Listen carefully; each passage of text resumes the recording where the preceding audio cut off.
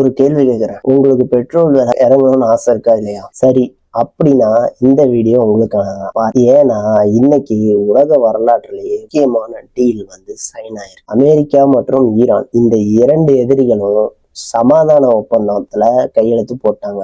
ஆனா இந்த டீல்ல ஒரு ஆபத்தான ட்விஸ்ட் இருக்கு. அது என்னன்னு தெரிஞ்சுக்கணும்னா இந்த வீடியோவை கடைசி வரணும் பாருங்க. சப்ஸ்கிரைப் பண்ணாம பாக்குறவங்களுக்காக ஒரு நிமிஷம் ஒரு வீடியோ முடிஞ்சதுக்கு அப்புறம் நீங்க சப்ஸ்கிரைப் பண்ணி பாருங்க.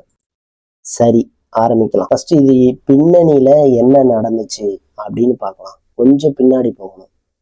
இந்த வருஷம் பிப்ரவரி 28 அன்னைக்கு அமெரிக்கா இஸ்ரேலும் சேர்ந்து ஈரானை தாக்குனாங்க. அந்த நாள்ல இருந்து உலகமே ஒரு பயத்துல இருந்துச்சு. ஏன்னு கேக்குறீங்களா? ஒரே ஒரு காரணம், ஹமாஸ் நீரிணை. இந்த ஸ்ட்ரைட் ஆஃப் நீரிணை மூலயமா உலகத்துல மொத்த சப்ளைல 20% வருது. ஈரான் இத மூடிட்டாங்க. தினம் கப்பல் நிக்கணும், எண்ணெய் வரதும், விலை ஏறும், நம்ம சிக்கி தவிப்போம். பாத்தீங்களா எப்படி ஒரு உலக எண்ணெய் விலை ஏறி இருக்குன்னு? இதே இந்த ஒரு காரணத்தாலதான். ஆனா இன்னைக்கு அந்த கதை முடிஞ்சிச்சு. ஒரு நிமிஷம், இந்த டீலை கையெழுத்துறதுக்கு கடைசி நிமிஷத்துல யாரு கெடுக்க பார்த்தாங்கன்னு தெரியுமா? அமெரிக்காவின் தோழன், அமெரிக்காவின் நெருங்கிய நண்பன். யாருன்னு சொல்லலையா? கொஞ்ச நேரத்துல தெரியும்.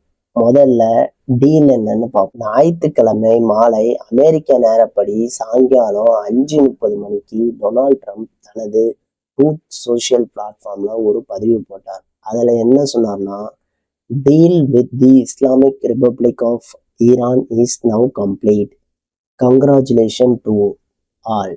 அவர் இந்த அறிவிப்பை போட்டதும் எப்பன்னு தெரியுமா?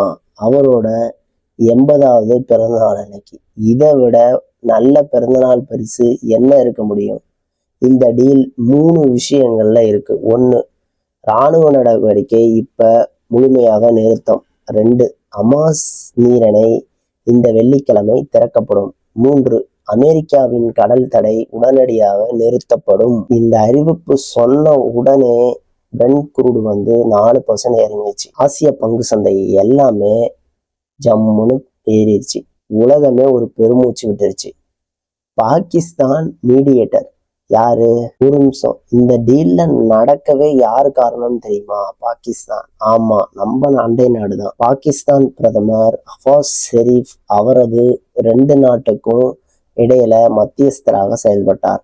அவரது எக்ஸ் பிளாட்ஃபார்ம்ல போட்ட பதிவு உலகம் முழுக்க முதல்ல பரவி. Both side has declared immediate and permanent termination of military operation all fronts including Lebanon. லெபனானிலும் போர் நிறுத்தம்.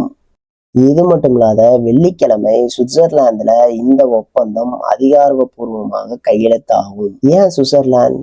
ஏன் அது நடுநிலை நாடு, ஜெனீவா கன்வென்ஷன் நடத்தும் இடம். ஆகவே 2 நாடுகளுக்கும் அங்கே சென்று கையெழுத்த வசதியா. இப்ப சொல்ற அந்த ட்விஸ்ட், இந்த டீல் கையெழுத்தாவதற்கு சில மணி நேரத்துக்கு முன்னாடி இஸ்ரேல் அமெரிக்காவின் நெருங்கிய நண்பன் லெபனான் தலைநகரமான பெய்ரூட்ல தாக்குதல் நடத்தினாங்க. அந்த தாக்குதல்ல ஹெஸ்புல்லாவின் முக்கிய தலைவரான கொல்லப்பட்டார். ஈரான் ஆத்திரமாச்சு. பதில் தாக்குதல் நடத்தவே ஆயத்தமாயிருச்சு.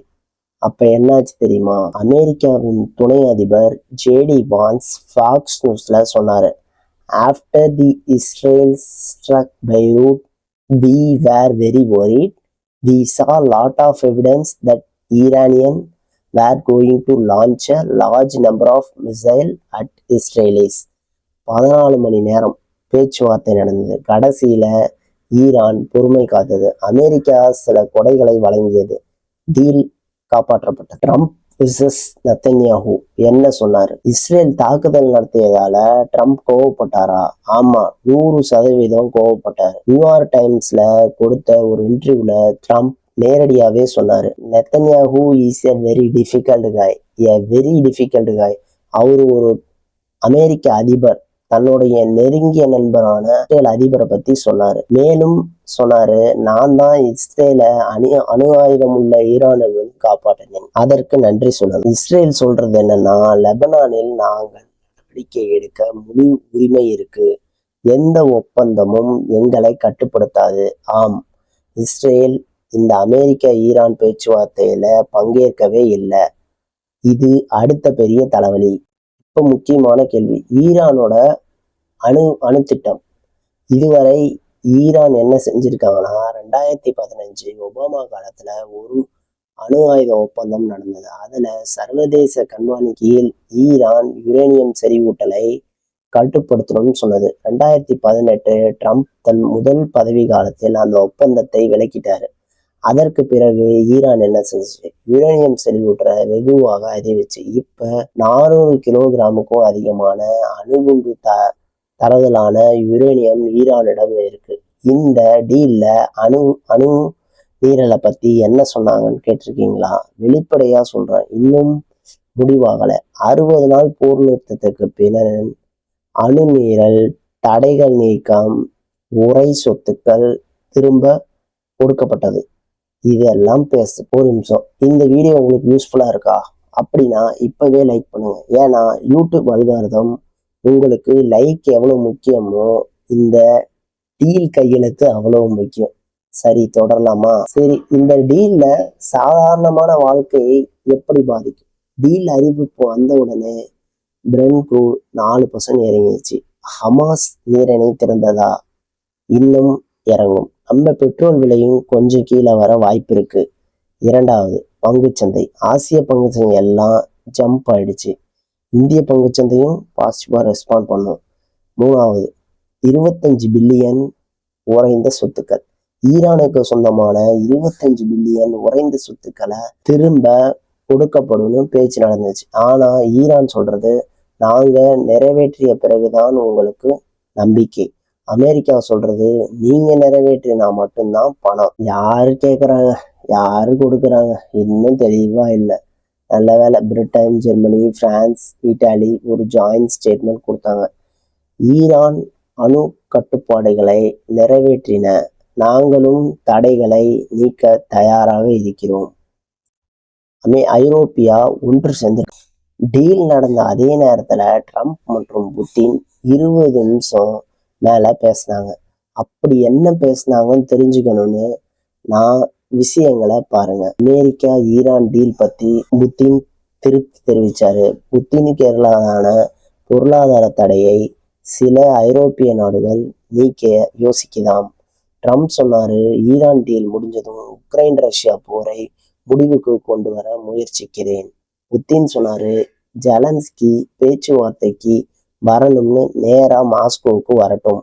நண்பர்களே, இந்த 4 விஷயங்கள் நமக்கு ஒரு விஷயம் சொல்றது. உலக போர் காலத்துல படிப்படியா சமாதான காலத்தை நோக்கி நகர்கிறது. ஆனா இன்னும் வழி நீளமா இருக்கு. இந்த டீல்ல நிறைய கேள்வி என்ன இருக்கு. ஈரான் அணு திட்டங்களை உண்மையிலே முடிவுக்கு கொண்டு வருமா? 25 பில்லியன் ஃப்ரீஸ்ட் அசட்டை எப்ப திரும்ப கிடைக்கும்? இஸ்ரேல் லெபனான் தொடர்ந்து தாக்குதல் நடத்துமா? ஹமாஸ் நீரை திறந்தாலும் ஈரான் கட்டுப்படுத்தும் சொல்றது, அது என்ன ஆகும்? ரிப்பப்ளிகன் காங்கிரஸ்ல இந்த டீலை அப்ரூவ் பண்றாங்களா? லிண்டசி கிரஹாம் சொன்னாரு, இந்த டீலை நான் கவனமாக கண்காணிக்கிறேன். அணு ஒப்பந்தம் காங்கிரஸ்க்கும் ஓட்டுக்கு அனுப்பப்படும். ஆகவே இந்த டீல் கம்ப்ளீட் கிடையாது, இது ஒரு ஃப்ரேம் ஒர்க். 60 நாட்கள் போர் நிறுத்தம் பிறகுதான் ரியல் டீல். இந்த பேச்சுவார்த்தையில எந்த ஒரு முக்கிய மாற்றம் வந்தாலும் நான் உடனே உங்களுக்கு அப்டேட் பண்றேன். அதற்கு நீங்க என்ன செய்யணும்னா, பெல் ஐகான் சப்ஸ்கிரைப் பண்ணுங்க, லைக் பண்ணுங்க, கமெண்ட்ல சொல்லுங்க, இந்த டீல் நீடிக்கும் அல்லது நீடிக்காது, என்ன நினைக்கிறீங்க? நல்லதை பகிர்ந்து நல்ல சமுதாயத்தை உருவாக்குவோம். நன்றி, வணக்கம்.